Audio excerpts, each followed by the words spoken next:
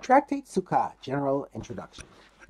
This tractate deals with the mitzvahs unique to the festival of Sukkot.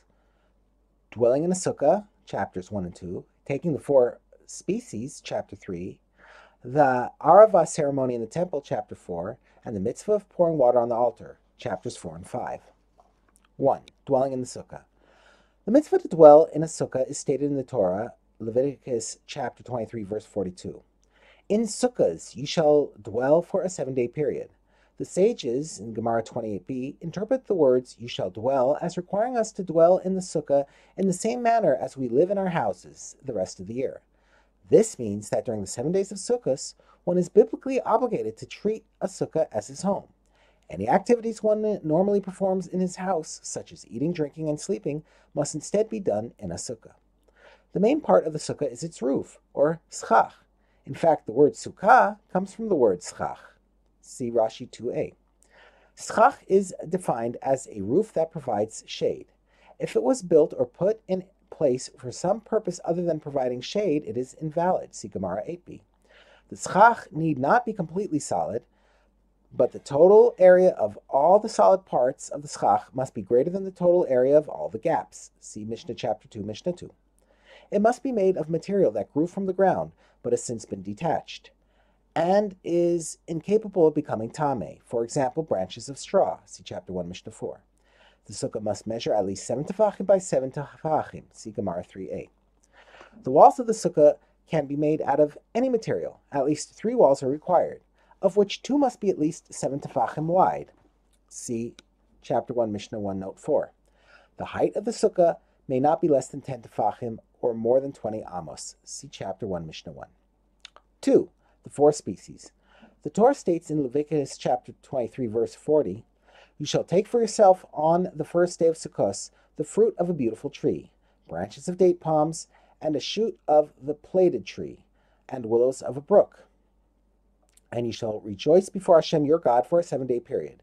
Here the Torah commands us to perform on Sukkot the mitzvah of taking the 4 species, arba minim, which are the fruit of a beautiful tree, esrog, a certain type of citrus fruit, the branch of a date palm, lulav, the shoots of a plaited tree, hadassim, the leafy twigs of a myrtle tree, and the willows of a brook, aravos, the leafy twigs of a willow tree.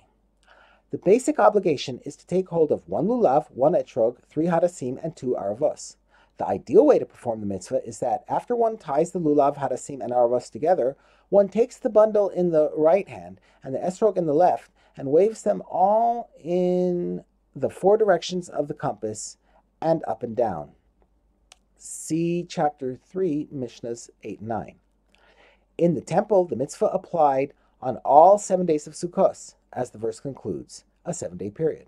But outside the temple, the obligation applied only on the first day, as stated in the beginning of the verse, on the first day. After the second temple was destroyed, the rabbis instituted the mitzvah be performed everywhere on all days of the festival except Shabbos to commemorate the practice in the temple. See chapter 3, Mishnah 12. 3.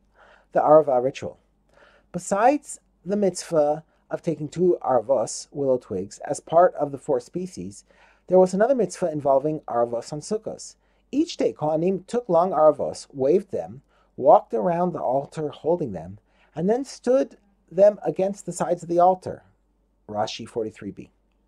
On the first 6 days of Sukkot, they went around the altar once, and on the 7th day they went around 7 times. Chapter 4, Mishnah 5.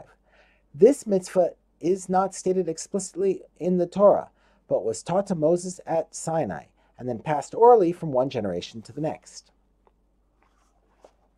The prophets established a custom to take aravos on the 7th day of Sukkot, even outside the temple, and to beat them on the ground. See Rambam Hilchas Lulav 7:22. This practice is still observed today. 4. Pouring water on the altar. Every day of Sukkot, when the morning tamid was offered, a Kohen would pour a certain amount of spring water into a bowl on the altar. The water flowed through a hole in the bottom of the bowl onto the top of the altar, and from there into a pipe that descended into a deep underground cavity. Rashi 48b. This mitzvah, which is called Nisuch Hamayim, the pouring of the water, was also taught to Moshe at Sinai and passed down orally through the generations. See Gemara 34a. The water for the Mishnah was drawn from the Shiloach spring near Jerusalem very early in the morning, before daybreak. Chapter 4, Mishnah 9. Every night of Chol HaMoed, except Friday night, great festivities were held in the women's courtyard in the temple in preparation for drawing the water. Rashi 50a. Pious men would sing and dance through the night to the accompaniment of music played by the Levium. Chapter 5, Mishnah 4. This celebration was called Simcha Beis HaShoeva, the joy of the house of the drawing. It was said that anyone who did not see the Simchas Beis HaShoeva never saw rejoicing in his life. Mishnah chapter 5, Mishnah 1. At the end of the celebration, a procession of Kohanim and others would go to the Shiloach spring, draw water from it, and bring the water back to the temple for the mitzvah of Nisuch Hamayim. See chapter 5, Mishnah 4.